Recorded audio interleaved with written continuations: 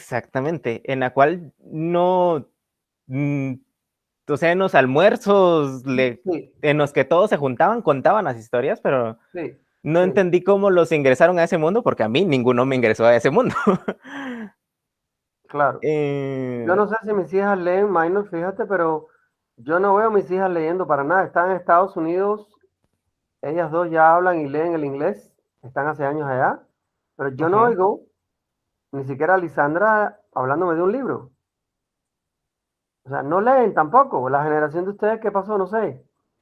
A No, ver, no, no, no lee. yo entiendo que por lo menos de ese lado de mi familia, del lado de madre, Mm, eh, había muchos motivos socioeconómicos por los que les preocupaba mucho más y era claro. mucho más importante el enfocarse en encontrar la estabilidad económica Bueno, que, que enseñarle al único niño que está por ahí revoloteando a leer. claro, claro, Entonces, claro. había un interés, había una Ah, necesidad sí. que hacía que eso fuera de baja importancia. Aquí Asturias no es el único escritor bueno de Guatemala, te cuento. Aquí está Dante Liano, está Mario Casaforte, creo que es. O sea, que hay algunos tipos muy buenos, muy buenos. He leído cosas de ellos, hay algunos sociólogos muy buenos, Ujú. como Mario Roberto Morales, que me encanta lo que escribe de la cultura, aprendí con él un montón de cosas de Guatemala que nadie me dijo. Mario Roberto Morales tiene un Sí, su libro que se libro, llama Teoría ese de la libro sí lo Cultura. leí, el de Historia de Guatemala. Él De él es lo el de leí. Historia de Guatemala. Es muy bueno, muy Un completo. tipo genial. Además, lo vi porque recibí un curso con él. Es un Uf, erudito el tipo. Está también un sociólogo, pero es de origen cubano. Pero lleva aquí, ¿qué? 40 años. Nelson Amaro vive en Guatemala hace 40 años. Llegó muy joven, tendría, qué sé yo, 20. Vinieron de Cuba para acá, también es muy bueno, pero Guatemala tiene escritores muy buenos. Pero es como que la generación de ustedes, no sé, no se le transmitió aquí que había que leer. sí, Yo sí. no sé cómo explicarte eso porque no puedo. Puedo explicarlo en Cuba, pero aquí todavía me cuesta trabajo explicar fenómenos de la juventud porque yo no estaba aquí, entonces no puedo hablar de eso. ¿Sabe qué diferencia Sí, había entre mis tíos de niños? Que, que ellos ya tenían la biblioteca ahí y no tenían una alternativa tecnológica a pasar el rato. sí, Yo ya me topé con que había alguna tele por ahí que ya era color ujú, y entre ir a meterme solito entre los libros y entre la tele, me llamó más la tele al final. Al claro, menos de pequeño, ¿no? Ahora leo un poco más. lógico, Es lógico, más, la pero diferencia fue esa, que en la U yo empecé a leer más. En real, claro, te sentiste compulsado, convocado. sí, aquí sí. Los psicólogos tenemos un problema muy parecido al de los médicos. Somos acusados de que somos monotemáticos. Entonces, eso me molesta porque yo no soy monotemático. O sea, yo leo de muchas cosas. Leo ensayos, leo testimonios, he leído cosas de escritores cubanos del exilio que me parece que se pasan de rosca, otros muy buenos. O sea, en fin, pero hay que leer. El mensaje final es que hay que leer. ¿Y por qué Stefan Zweig? Yo pudiera decir Stefan Zweig, pero es Stefan Zweig. Lo leí hace 1000 años, cuando era como ustedes, porque algún profesor en la carrera de psicología comentó que este autor austríaco había hecho un libro sobre Freud y sobre el psicoanálisis. El psicoanálisis en aquella época todavía estaba empezando, Claro. cuando Stefan Zweig escribe este libro, en los años 20. Y amén de él atacar a Freud, él intentó que se entendiera Freud, observa lo que hizo él, y después la agarraron con él. Y después viene el movimiento este fascista nazi, destructor de la humanidad, destrozando la cultura, porque ellos, los nazis no pudieron haber sido más burros todavía, se creían la gran cosa, Y era que venir a destrozar la cultura, eso hablaba de por sí de la calidad de brutos que eran esa gente, ¿no? Entonces, bueno, nada. Yo un poco, porque me puse a ver una película que está en varios idiomas, que se llama Stefan Zweig Dejando Europa. Es una película muy nueva en YouTube. A veces, dentro de todo este tiempo virtual que tenemos en la casa parados, lo lleno con olimpiadas, lo lleno viendo películas que me digan algo, a veces me pongo a leer, desarrollar temas, mejorar las clases, pero llega un momento cuando llevas ya 1 hora, 2 horas en una misma actividad, como que te aburres. Entonces hay que cambiar de actividad, dicen los expertos, ¿verdad? Entonces nada, me pongo a jugar con mi intelecto y trato de entretenerlo, ¿no? Y no es fácil, no es fácil. Porque de pronto, si hubiera estado en lo presencial, esto nunca lo hubiera hecho, ¿te das cuenta? Yeah. Entonces, bueno, nada. El mensaje final es, ¿cómo decirles a ustedes en el medio de la pandemia que lean? Lo que pasa que leer te abre muchos canales intelectuales que te van a servir a la hora de ser psicólogo y a la hora de hacer terapia también, intentando conectar todo. Este escritor, Stefan Zweig, fue un escritor genial, pero depresivo, al cual la Segunda Guerra Mundial lo botó, lo tiró y se mató el tipo. Y recuerdo que en mi época, Reinaldo Rojas, que ya murió, era un profesor de psicología, era un tipo particularmente genial, un poco controvertido, pero particularmente genial. Hablaba mucho del Wilhelm Steckel, que fue discípulo de Freud. Este sí era psicoanalista, médico y psicoanalista. Pero Stefan Zweig, que no era psicoanalista, era un escritor muy leído, biógrafo, hacía unas biografías. María Antonieta, por ejemplo, El candelabro enterrado, es la historia de los judíos en la Edad Media. Hace unos libros muy interesantes, ¿no? Han sido llevados al cine medio, un montón de ellos. ¿Cómo un tipo tan genial como este, que logró escaparse de Europa, que logró llegar a Brasil, que lo siguieron leyendo en Brasil y en Argentina, y en el mundo hispano, porque toda su obra casi fue traducida al español, cómo cae en una depresión tan grande? Y ahí es donde voy con este tema de nosotros, acá. Stefan Zweig tenía que haber recibido un psicoanálisis o una terapia y esto le hubiera salvado la vida, pero no quiso. Y eso era muy típico de la gente de esa generación. Además, él era judío. Y los judíos durante esa época, en los años 40, sintieron que el mundo se derrumbaba porque se estaba derrumbando. Disculpen. Es la visión de muchos escritores judíos. El mundo fue particularmente hostil a los judíos. Fue terrible, no hostil, horrible. No solo destrozaron la cultura judía, o trataron de destrozarla, los metieron en campos de concentración, los mataron con un gas. O sea, lo de los nazis no tiene nombre ni apellido. Y entonces esto hizo que toda esa generación judía,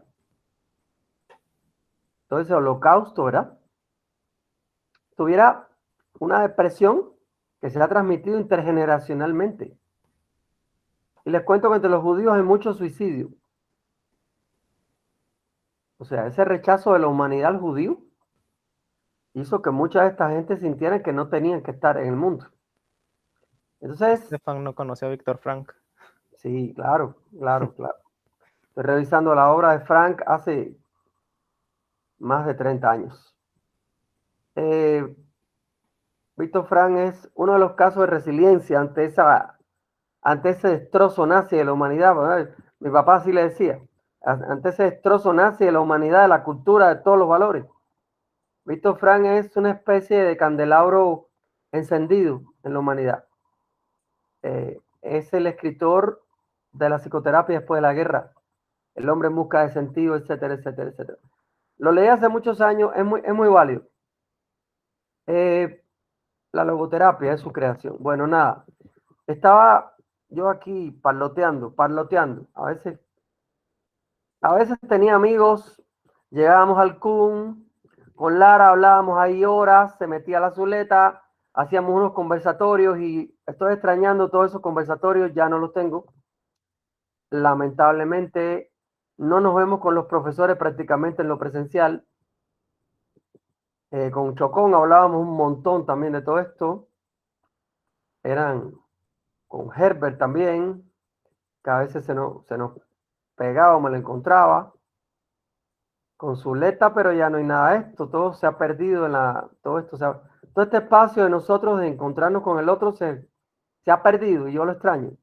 Lo extraño porque los intelectuales necesitamos la presencia del otro, de lo que le han llamado en sociología la otredad, ¿no? Tú te validas y el otro se valida a través de ti, tú te validas a través del otro. Es un poco todo esto tiene que ver con un decaimiento del individuo, ¿verdad? Ya ese tema también se vuelve interesante y pues da para hablar, porque uno considera al otro, en qué Sí, momento se sí. identifica. Es muy existencial, es muy sociológico. Y una palabra que casi nunca usamos es muy sociopsicológico. Eh, Sí. ¿Cómo repercute lo social en uno, no? Y no podemos negar eso. Siempre había una crítica de los rusos cuando yo estudiaba psicología, de que Freud había ignorado lo social, pero con los años aprendí que Freud no ignoró tanto lo social. Eh, Hay un libro de Freud que se llama El malestar en la cultura, que es muy interesante de cómo la cultura actúa sobre el individuo en el país y en la sociedad donde vive.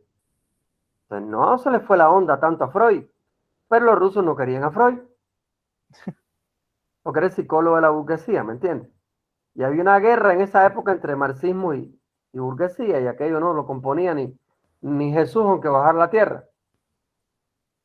Y entonces, bueno, nada, yo reflexionando un poco sobre toda la pandemia, viendo a Stefan Zweig. No hubo pandemia, pero la pandemia en esa época fueron los nazis y el destrozo de Europa y la cultura, ¿verdad? Entonces creo que todas las épocas han tenido así como que una especie de fuerza demoledora que actúa en contra de la gente. Entonces, ¿cómo hacemos frente a esto? Es una gran respuesta que los terapeutas estamos convocados aquí a resolver, ¿no? Porque no es fácil. Entonces, bueno, sigo aquí con los factores que condicionan la declaración de malestar. O que está influyendo en que el individuo necesita ayuda porque él solo no puede con su vida. Dicho en lenguaje coloquial, ¿verdad? Estaba hablando del condicionante contextual. El contexto, lo social, lo sociológico. Aquí no solo es esto que estoy poniendo aquí, se queda corto. Dice Fernández Álvarez, está formado por el conjunto de factores que rodean el primer encuentro. Ok, el paciente llega al primer encuentro. Esto incluye el grado de prestigio social de la psicoterapia, muy diferente en Buenos Aires, Nueva York. El prestigio profesional del terapeuta consultado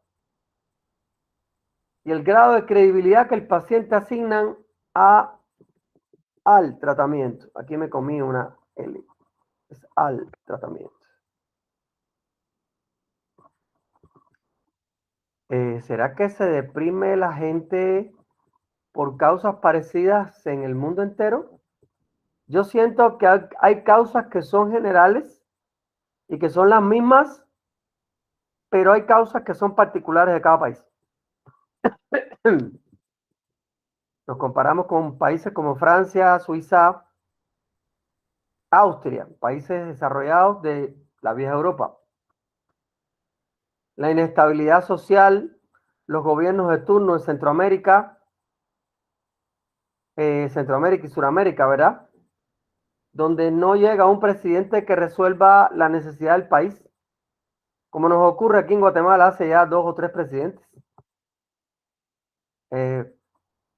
Sin el ánimo de caer en una crítica a Guatemala, estoy criticando solo los gobiernos. Un país tan rico con una gente tan genial, Guatemala. Así lo veo y lo sigo viendo. Ahora mismo, nuestro Kevin Cordón, porque ya es mi Kevin Cordón también, estaba pendiente de él.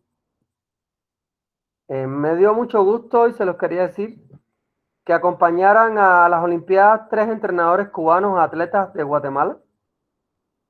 Pero me quedo muerto cuando me doy cuenta de que estos 3 entrenadores son entrenadores de un atleta. Aquella noción de mandar equipos a las Olimpiadas en Guatemala no existe, no existe esto. Llevan atletas individuales, ¿qué pasó? No hay plata, no hay dinero.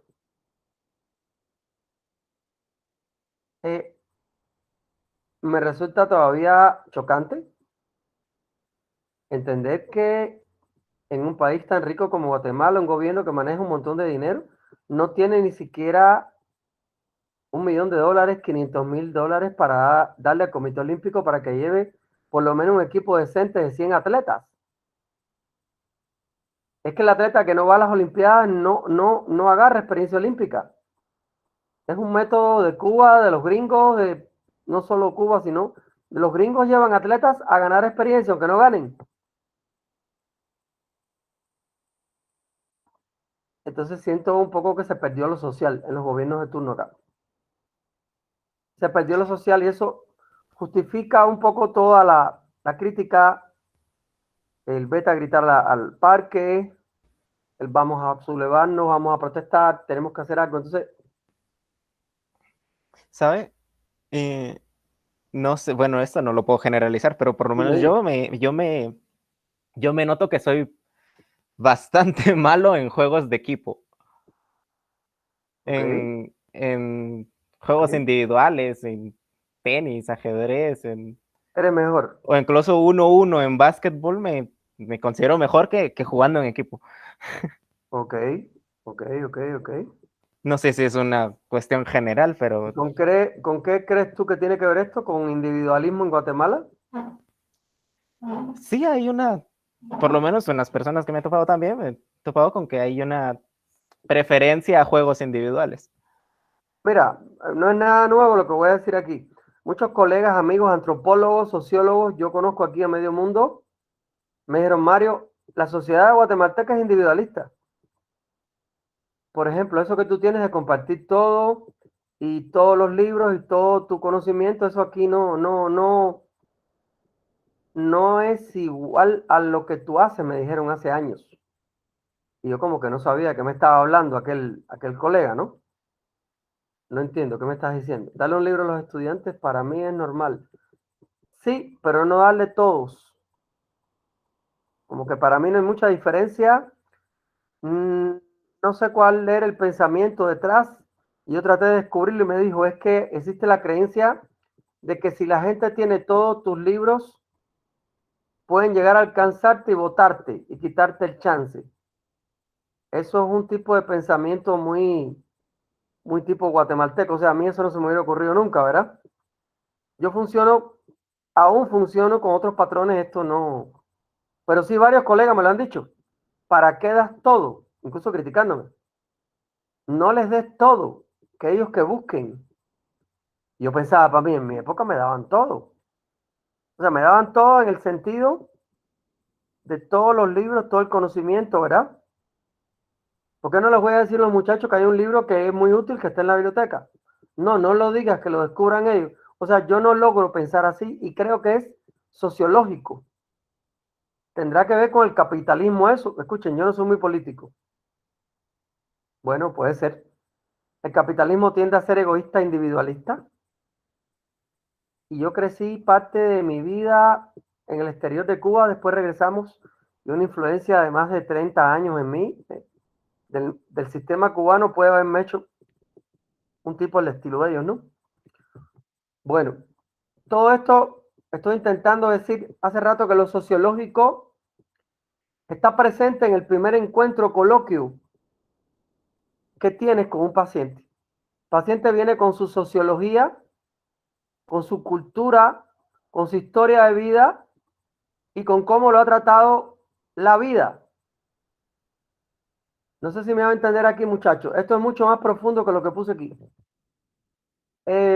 Y ahora con la pandemia es imposible no reflexionar sobre esto. ¿Está la pandemia metida en el primer coloquio? Claro, está la pandemia metida. Miren lo que nos está pasando. ¿Cómo le ha ido a este individuo en la pandemia?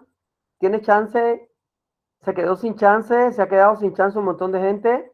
¿Cómo se afectó su vida cuando se quedó sin chance? Bueno, lo primero que le pasó es que ya la novia no la podía ver lo mismo que antes, ya no la podía sacar y la relación se acabó. ¿Qué? ¿What? ¿Qué es esto? ¿Pero qué es esto? Explícame cómo es eso. Sí, licenciado, la relación se acabó. Él me empezó a escribir menos, ya me dijo que no me podía ver tanto y yo sentí que no tenía interés en mí, rompí la relación. Pero niña, ¿qué hiciste? O sea, creo que la pandemia la tenemos metida en este primer coloquio. Eh, Había un sociólogo francés, que también creo que era psicoanalista, se llamaba Roger Bastide. Roger Bastide. Y él escribió un famoso libro que se llama Sociología de las enfermedades mentales. Eso voy a escribir aquí en el chat.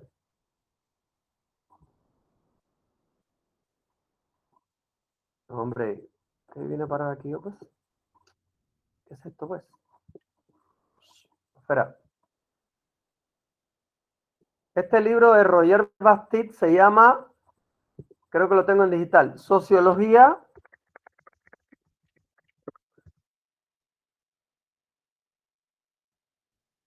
de las enfermedades mentales.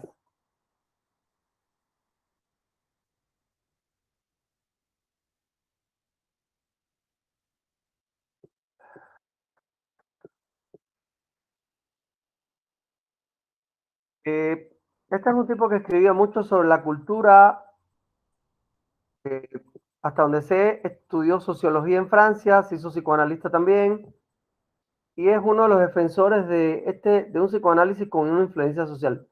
Él dice que la sociedad te enferma, cosa que después vuelve a retomar Víctor Frank cuando habla de la neurosis noógena. Él dice que toda neurosis es el resultado de procesos sociales y que es imposible de escapar a eso. Amén de no ser Frank, amén de no ser Frank, un tipo negativo y depresivo como era Stefan Zweig, sí nos está diciendo que era imposible escapar de todos estos cambios sociales. Por ende, lo que tenemos ahora en Guatemala es la pandemia. La pandemia produciendo ansiedad, depresión, angustia por todo lo que estoy diciendo. ¿Será que esto va a estar condicionando esta declaración de malestar? ¿Qué dicen ustedes? Estoy tratando de que pensemos un poquito, elaboremos un poquito. A ver, ¿quién me responde esta pregunta? Para que saquen un poco de la pasividad. A ver, ¿qué dice Catherine? Catherine, ¿ya está pensando hoy en la mañana o todavía no? Eh, sí, licenciado, buen Vamos día. a despertar un poco a Catherine. Hola, ¿ya despertó? Sí, licenciado, solo fíjese que mi señal de internet está un poco mal, entonces lo escuché entrecortado. No sé si me podría repetir la pregunta. Ok, no hay pena. ¿Crees tú que la pandemia está dentro de este contexto de lo contextual en la declaración de malestar? Yo siento que sí, porque creo que bueno, el volverse uno más pasivo a raíz de la pandemia puede Sí, generar problemas en la persona. sí, eso que dijiste, muy interesante. ¿Sientes que a ti te ha pasado? Sí, el año pasado, por ejemplo, yo siempre he sido una persona muy activa y yo era del tipo de que llegaba a mi casa hasta la noche, miraba a mis papás prácticamente los fines de semana, entonces Sí, al sí, principio como que me entiendo. costó bastante el estar solo en casa. ¿Haces algún deporte, algún ejercicio?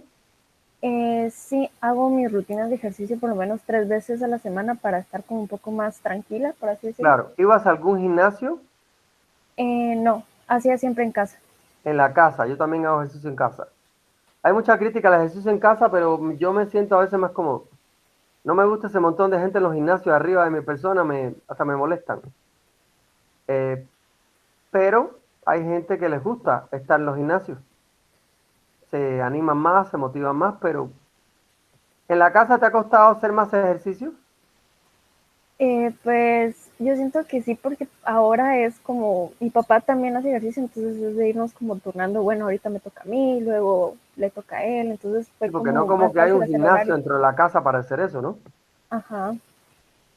Incluso me compré un par de raquetas de squash con pelotas y todo. Bueno, me agarró el COVID después, ¿no? Y todavía no las he ni estrenado, te cuento. O sea, como que sí lo ha vuelto esto a uno más pasivo. Sí, la verdad sí. Como tú dices, incluso pasivo físico y mentalmente. Sí, bastante. Sí, sí, gracias, gracias. Definitivamente está metida la pandemia y sus consecuencias en esta elaboración de la declaración de malestar y no podemos negar esto. No podemos negar esto. Ahora bien, en segundo lugar, Fernández Álvarez destaca aquí lo que se llama el condicionante actitudinal. Tiene que ver con la forma y disposición con que el entrevistador se sitúa ante el paciente.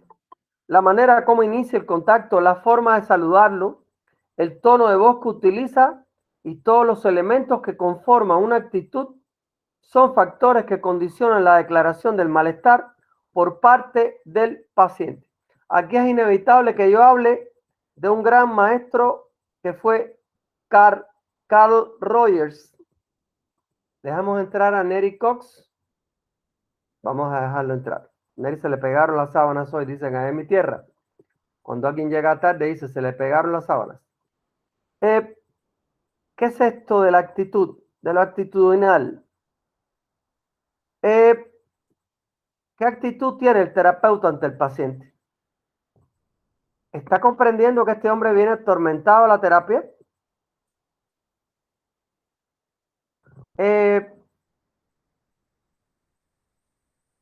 ¿Será que el terapeuta tiene una actitud de comprensión empática, de aceptación incondicional y de transparencia? Tengo que hablar de las actitudes de Rogers, porque no hay para dónde. Rogers es el que desarrolla la terapia centrada en el cliente.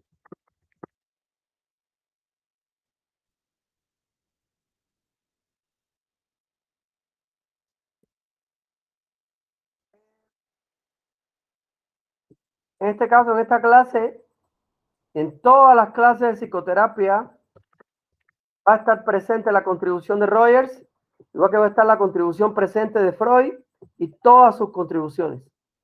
Son dos psicólogos que llegaron para quedarse. Incluso Víctor Frank respeta mucho a estos dos autores. El humanismo rogeriano tiene que ver mucho con todo lo que Víctor Frank va a escribir en los próximos años. Recuerden que Rogers es antes de Víctor Frank. Tal vez pertenecen a la misma época cronológica en el tiempo, pero la obra de Rogers ya en el año 1940 era famosa y realmente Víctor Frank tiene que esperar unos 10 años más, hasta el año 50, 55, para que se hagan conocidos sus libros de terapia, ¿verdad? ¿Qué significa esto de la comprensión empática, aceptación incondicional, transparencia? Rogers dice que son las tres condiciones que no pueden faltar en ningún proceso terapéutico. Ok, comprensión empática, ponerse en el lugar del otro, como ya hemos escuchado, pero tratar de ver el mundo de él como él lo ve. De pronto no veo que mi paciente tenga motivo para estarse ahogando porque me dijo que su hijo se quedó sin trabajo, que la mujer se quedó sin trabajo. Perdón. Que él es el único que tiene trabajo y que sostiene la casa. Y yo como terapeuta digo, bueno, pero todavía tiene trabajo. ¿De qué se atormenta? Sí, pero es que antes entraban en la casa 20,000 quetzales. y ahora entran 12, entran 8,000 quetzales menos. Y yo no estoy entendiendo que a este tipo se le está cayendo el mundo, porque se está muriendo de la angustia y que él siente que si se queda sin chance, ¿a dónde va a parar esta familia? O sea, yo tengo que ponerme en el lugar del otro, aceptar lo que el otro trae. Eso se refiere a la aceptación incondicional. ¿Aceptamos incondicionalmente a todas las personas que vemos en terapia? Probablemente no. ¿Qué quiere decir esto? Aceptamos la debilidad del otro, aceptamos la agresividad del otro, aceptamos la grosería que puede tener el paciente, aceptamos la irracionalidad que puede tener la gente, estamos aceptando que el otro puede ser ineficaz en su vida. Muchas veces no. Y el paciente inconsciente esto recibe, inconscientemente, pero lo recibe. Necesitan las personas sentirse aceptadas, comprendidas, y que el terapeuta sea él y les hable transparentemente. Eso es lo que quiere decir la transparencia en Rogers. Sí, definitivamente. No confundir la transparencia o ser yo con decir la primera barbaridad que se le ocurre, porque eso ya no sirve. Pero los terapeutas tendríamos que estar respetando esta comprensión empática, esta aceptación incondicional, ¿verdad? Y esta transparencia. ¿Algún comentario o reflexión sobre esto? Minor, ¿sí conocías estas tres actitudes o condiciones necesarias y suficientes? No, ahora las estoy conociendo. Ok, creo que Rogers no se ha compartido mucho, aunque tengo entendido que a Lara sí le gusta Rogers. Nunca he recibido con Lara. Ese es el tema. Yo creo que a Arturo le gusta Rogers, pero no estoy seguro si lo compartió en clase, no sé. No sé si en algún sistema, bueno. Que yo sepa sí, porque definitivamente es uno de los autores humanistas existenciales. Perdón, tenía una duda. Sí, En la de Penguin Bloom, Penguin Bloom, ajá, correcto. yo reconocí, o bueno, entendí en la pregunta de cuál era la declaración de malestar, Sí, yo reconocí que era en el espacio en el que ella le dice al esposo así de viva voz, en voz alta, si me preguntas si estoy bien, yo enfrente de los niños y te digo que sí, es porque es una mentira. Yo ahí reconocí como que ahí claramente dijo estoy mal, pero no lo puse porque lógicamente era la parte que yo considero, pero así a ciencia cierta no considero saberlo, pero no sé usted qué me dice. ¿Dónde reconoció la declaración de malestar? la declaración de malestar está un poco en todos los momentos donde ella demuestra desesperación, depresión, angustia y deseos de morirse, ¿vale? No es necesario que lo diga en voz alta. No, no es Ah, ya, necesario. Acuérdate que aquí no hay un terapeuta sentado frente a ella, claro, ajá. pero lo más cercano, como tú acabas de decir, es cuando ella habla con el esposo, porque con los niños ella trata de parecer fuerte, de tragarse esto, Sí, cuando en realidad su mundo se está cayendo a pedazos. Perdió no solo la función física, como ella dice, cuando ella dice, perdí también la función de ser mamá. ¿Te acuerdas cuando dice eso? sí. Y ese creo que es uno de los puntos más duros de la película. Y sobre ese, no solo sobre ese, pero sobre ese es donde más gira. Ahora, ¿tú crees que ella como esposa habrá recuperado toda la función sexual? No sé. Eso no queda claro en la película porque creo que tal vez Sí, no se evitaron centra en hablar del eso. tema. No se Algunas centra en eso. personas con paraplegia, o sea, invalidez de la cintura para abajo, conservan su función sexual, pero algunos no. Entonces, no sé. Y es una pareja que todavía, a pesar de que tiene hijos, está en edad de tener sexo, ¿no? No como que son setentones, octogenarios, son una pareja bastante todavía en condiciones de estar teniendo relaciones, pero eso no se toca en ningún momento. No hay una terapia como tal psicológica, parece la terapia del kayak. En fin. Sí, la declaración de malestar, como tú preguntas, está en función de toda esta incapacidad que ella siente Minor, ¿vale? Ya. Y de toda esta pérdida de la función de ser mamá y la función social, no solo el impedimento físico, sino lo que eso trae como consecuencia. A veces veo gente en silla de ruedas. Yo nunca, gracias a Dios, he estado en silla de ruedas. Incluso el otro día alguien me preguntó, ¿alguna vez has usado muletas? No me acuerdo, a pesar de que he cojeado, he tenido golpes en piernas, he recibido golpes en artes marciales, he recibido golpes jugando fútbol. Alguna vez me he caído, pero yo nunca he tenido que usar muletas. O sea, yo no tengo ni la menor idea. Sí tuve un brazo enyesado un tiempo y de niño la pasé bien mal. Me fracturé 2 huesos en ese brazo. Pero yo en una silla de ruedas nunca estuve. En muletas nunca he estado. Vi a mi papá en muletas, pero yo nunca estuve. Pero recordando un poco esa película, como les conté, me hizo recordar a mi papá y el accidente en los años. Y sí te priva de la función social por el impedimento físico. Subir, bajar escaleras, llegar a tu casa, ser independiente es un verdadero lío. Hasta ir al baño es un lío. O sea, ¿verdad? Todo eso tiene que ver con la declaración de malestar de ella. Bueno, regresando acá, tenemos bien claras estas actitudes, que veo que muchos las están escuchando hoy. Pues ves primera, definitivamente el aporte de Rogers llegó para quedarse. Y estas 3 actitudes, aunque tú tengas las mejores técnicas del universo, si tú no las desarrollas en terapia, el proceso no fluye. ¿Vale? Él desarrolló la terapia centrada en el cliente, ¿verdad? Sí, Sí, es sí. Rogers. Entonces, Yo digo que la es vamos a importante. ver aquí. La vamos a ver aquí. eh, Aparte de la Gestalt y el AT, que son, para mí, son parte de una psicoterapia integrativa y de todo lo que tiene que saber un terapeuta. Eh, y ya solté una bomba ahí el sábado pasado.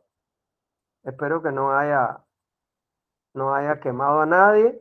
De que los terapeutas que tienen una sola orientación, de verdad que se quedan cortos. Y lo sigo defendiendo y lo repetiré toda mi vida, ¿verdad? ¿Alguna pregunta hasta aquí, muchachos? ¿Un comentario?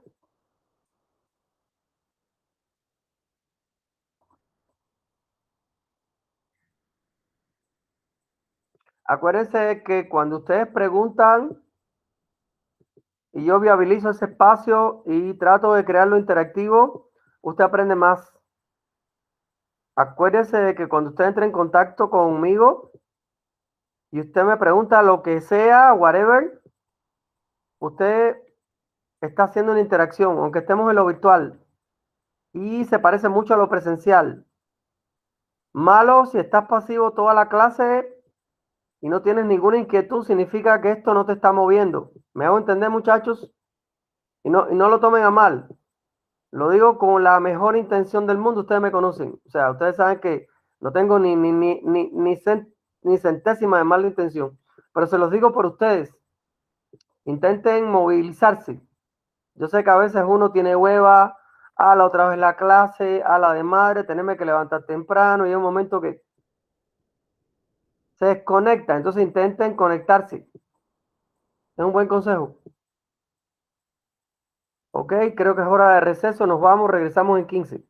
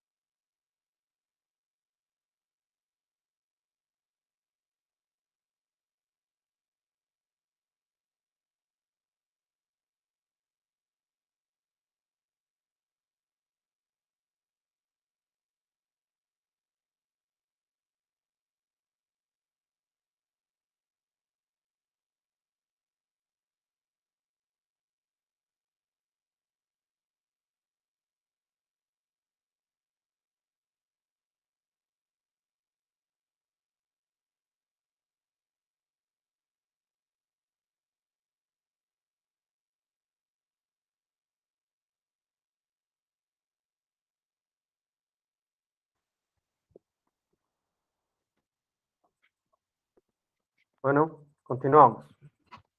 Ah,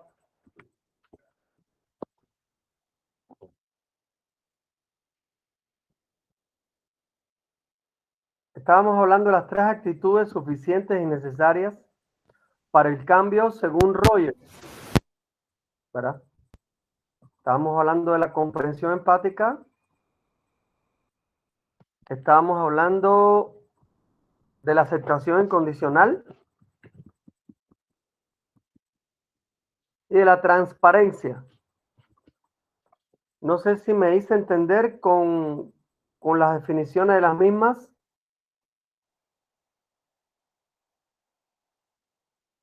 La pregunta que viene ahora es, ¿alguna de estas 3 actitudes, si no está, pudieran como que no producir un proceso de terapia? O sea, ¿qué pasa si el paciente no se siente aceptado, no se siente comprendido y siente que el terapeuta no es transparente? A ver, ¿quién me responde esto?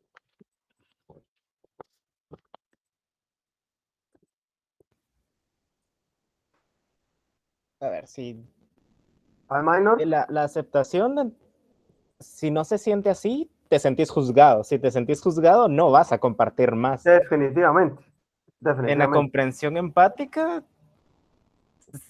tampoco sería útil la terapia si sentís como que solo estás hablando al aire, como que estás hablando al vacío. Este tipo no me entiende. Y con la transparencia, con la transparencia tengo más conflicto porque con la transparencia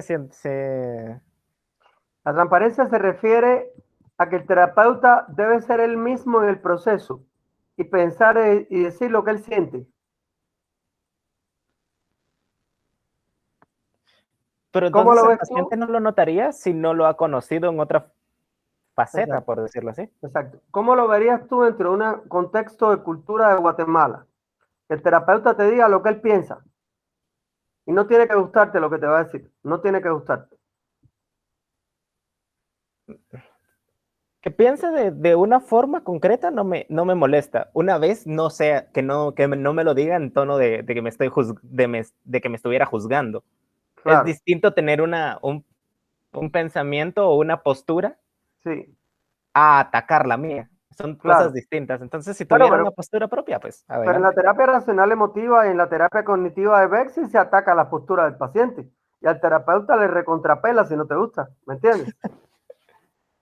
No te gustó, pero es lo que tengo que hacer y, por ejemplo, te tiene que Depende decir del el paciente. terapeuta que tú eres una persona que vives tu vida de una manera floja y eres muy flojo y así te lo dicen de pelados, ¿me entiendes? Y no están viendo si May no se molesta o no se molesta. Eso no le preocupa al terapeuta. Lo que le preocupa al terapeuta es que el paciente lo sepa y se entere, porque nadie se lo ha dicho antes.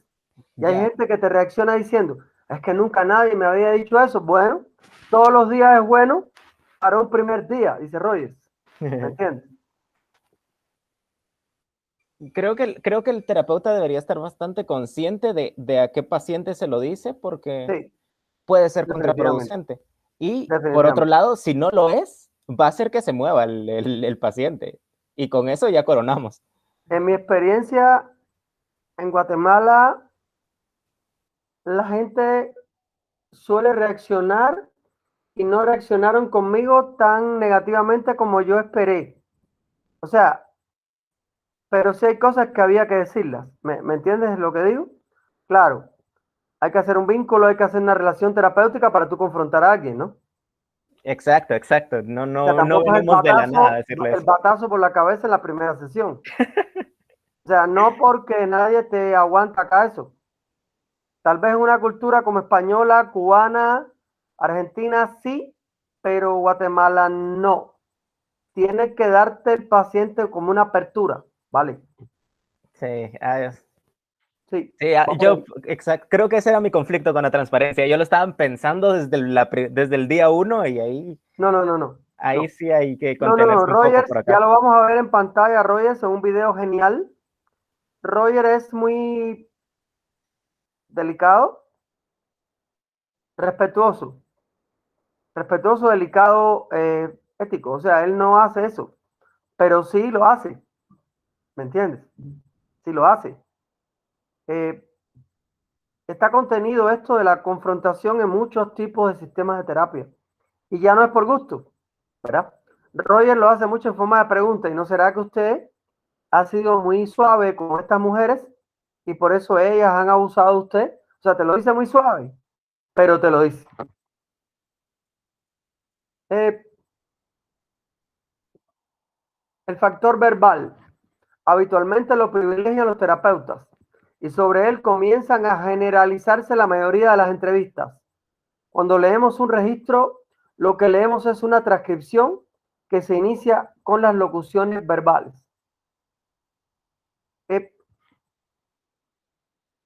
La psicoterapia suele ser tan efectiva porque se basa en una conversación técnica. La conversación técnica suele ser un intercambio donde el terapeuta focaliza el malestar del paciente, empieza a intervenir y ver cómo puede validarlo y a la misma vez cambiarlo. Que el paciente lo vea de otra manera, ¿ya? Pues se basa todo el tiempo en lo verbal. Y los terapeutas tenemos que ser, por ende, unos maestros del lenguaje.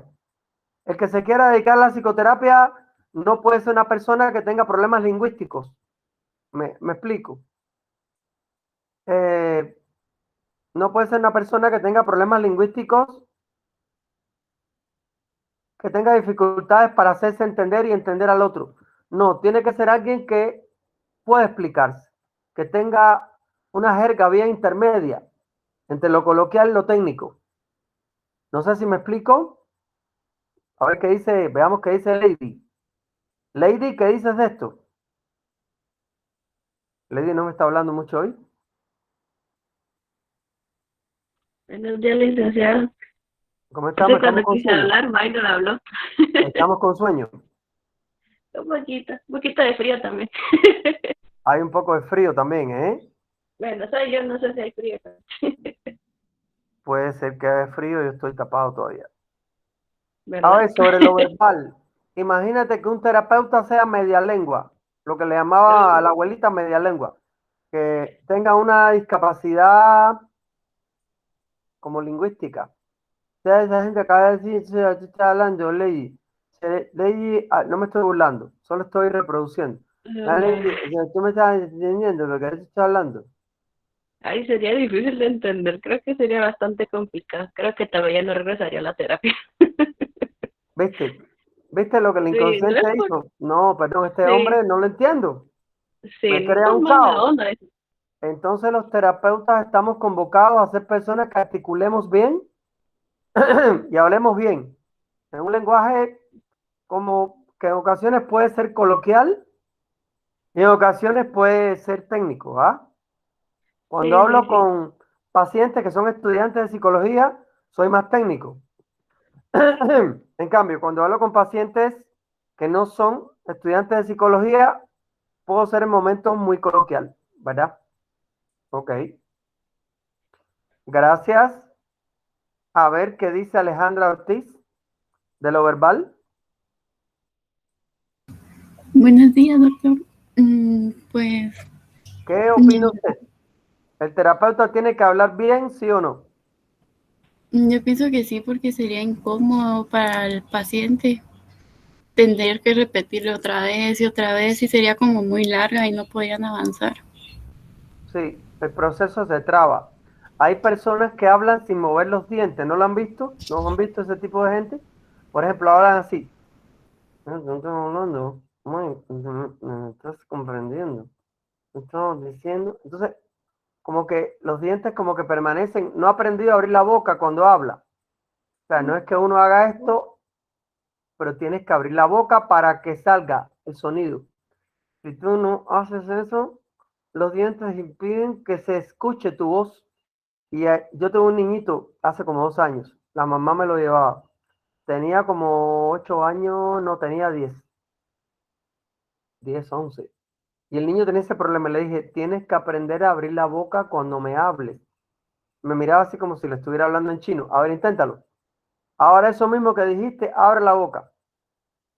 Pero es que se entiende igual. ¡Opa! Le dije, no, no se entiende igual. se entiende mucho mejor. Y ahí estuve un tiempo como que enseñándole esto y creo que nos fue bastante bien, ¿verdad? Ok, ¿algún otro comentario aquí? El paciente, a ver, María René, que no te había dado la palabra, perdón. Buenos días. ¿Has tenido algún terapeuta media lengua? No, pero el año pasado trabajé con una nena que tenía problemas de lenguaje y ella hablaba muy rápido y era muy comunicativa y yo trataba como que de ir con el paso de ella, pero a veces no le entendía. Entonces lo que hice fue que le decía, necesito que hables un poco más lento, ¿verdad? Para poder entender. Entonces eso lo hizo. Tú trataste de aclarar el tema que había entre tu paciente y tú y lo hiciste de una manera muy sencilla. Una pregunta, ¿esta nena, sus papás son de otro país? No, eran de aquí de la ciudad. Son de aquí de Guatemala. ¿Y por qué ella habla tan rápido?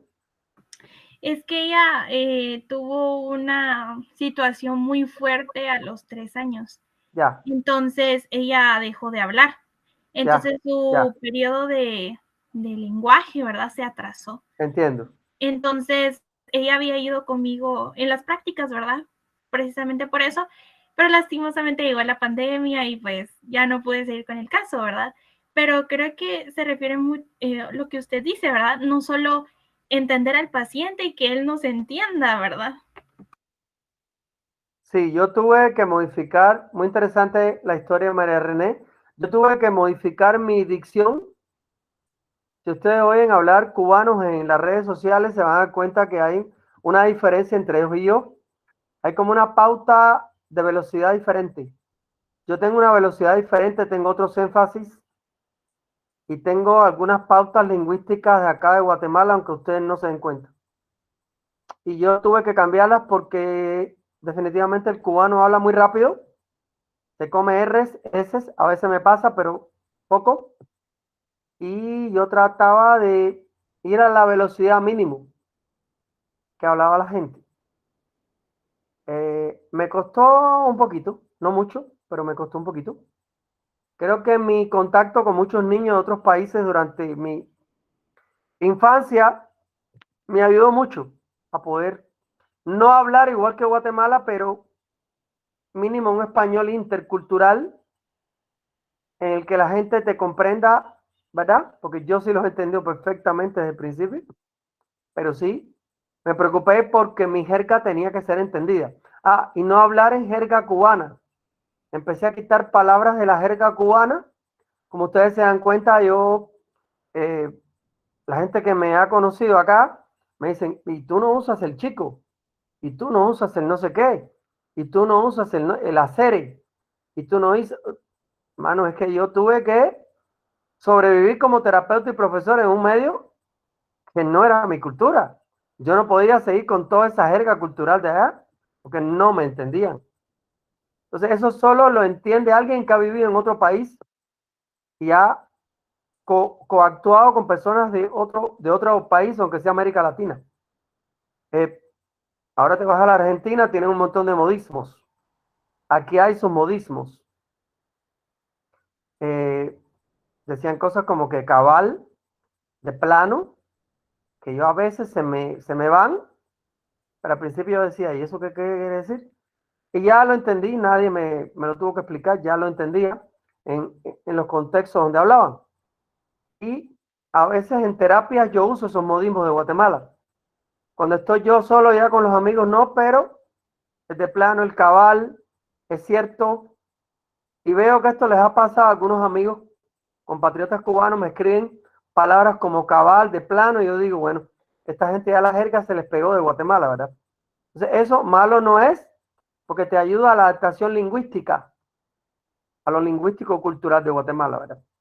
Les hago esta exposición porque creo que es importante que nos hagamos entender y si no entendemos el paciente, por favor, pedirle, como hizo María René, necesito que hables más despacio porque no te estoy entendiendo. Como hice con el niño de los dientes pegados, así con los así.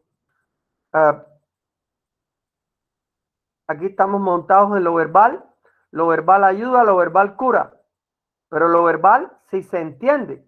Si no se entiende lo verbal, estamos jodidos. Por ahí va esto. Ahora bien, Fernández Álvarez ha dicho, no es legítimo que presionemos para que el paciente acepte la propuesta a cualquier precio, con el pretexto de que en lugar de ser el tratamiento, el que resulta para él es él que no está apto para ese tratamiento. Aquí él debería llevar un acento.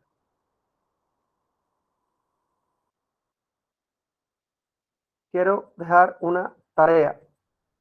Guille, aquí la próxima tarea va a ser lectura e ensayo del primer capítulo del libro Teorías de la Psicoterapia. Ok, Marito. El primer capítulo es el tema que se refiere a la clasificación de los sistemas en psicoterapia. Es un capítulo muy corto, pero vamos a empezar por ahí. Para empezar ya con sistemas propiamente dichos. Pues vayan leyendo mi análisis de cómo yo clasifico los sistemas de psicoterapia en el mundo y la crítica que hago a otras clasificaciones, a otros terapeutas, ¿verdad? Es un capítulo shorty, no sé, que tiene como 3-4 páginas, creo que tiene. Bueno, ¿cómo se las van a arreglar? Como ya hemos dicho, estos capítulos que vamos a usar, se va a subir el capítulo escaneado. Los que no, bueno, los que no ya saben que pueden comprar el libro, ya pusimos cómo se puede obtener el libro, ¿verdad? Y por ahí va la cosa, ¿vale?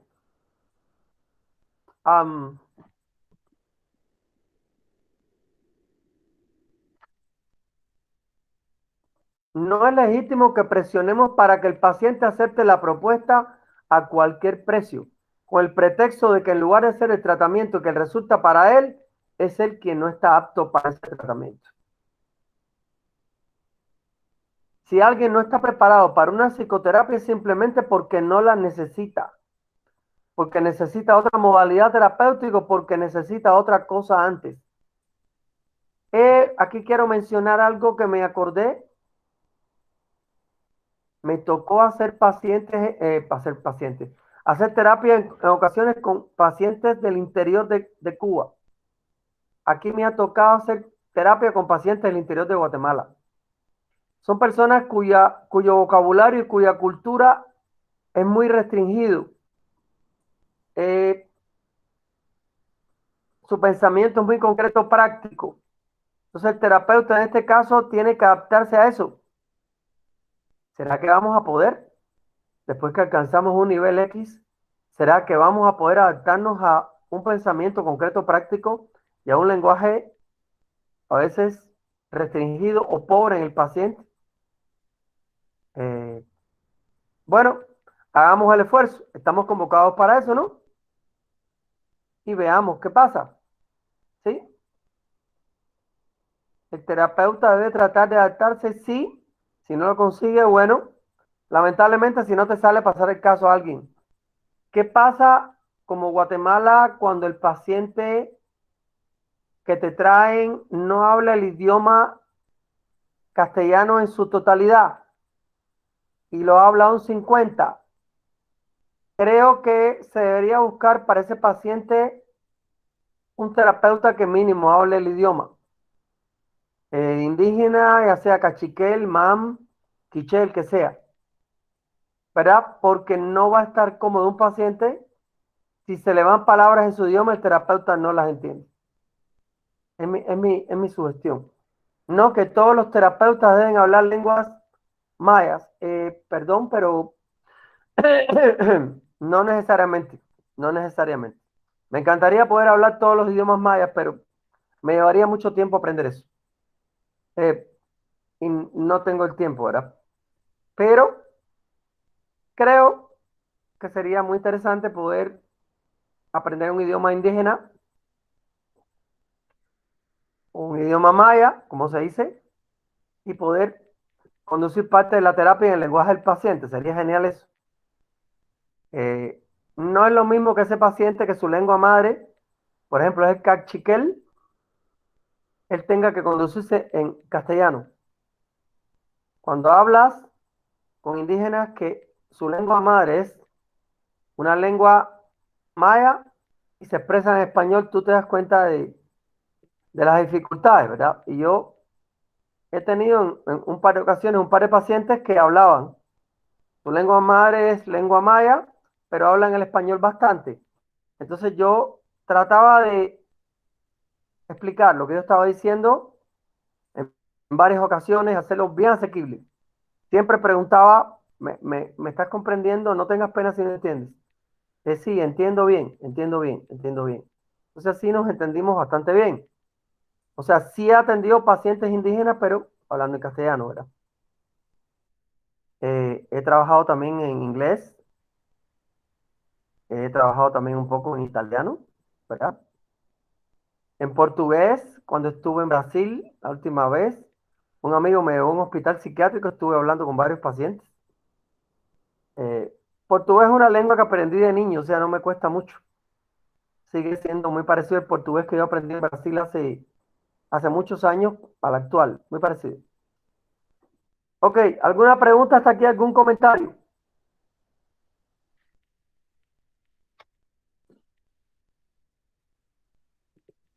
El libro, Yo entendía, perdón, minor, con esto último de Fernández Álvarez, sí.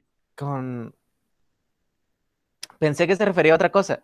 Pensé que el, el no aceptarlo venía como de ambas partes y como que cabía, como que si de verdad los dos estaban sí, gracias por ponerlo. Cualquier precio. Pensé que se refería más al terapeuta de que no estaba dispuesto a que el paciente también tuviera sus argumentos. Y lo pensaba, por poner un ejemplo, vamos a ir a un ejemplo. Ahorita que estoy en terapia, con mi psicóloga es un poco más psicodinámico el proceso que estamos llevando. Y en algunos casos me ha tenido que, se ha puesto firme, me ha dicho las cosas tal cual. Y en algunas veces se lo he tenido que ceder y hemos trabajado sobre eso.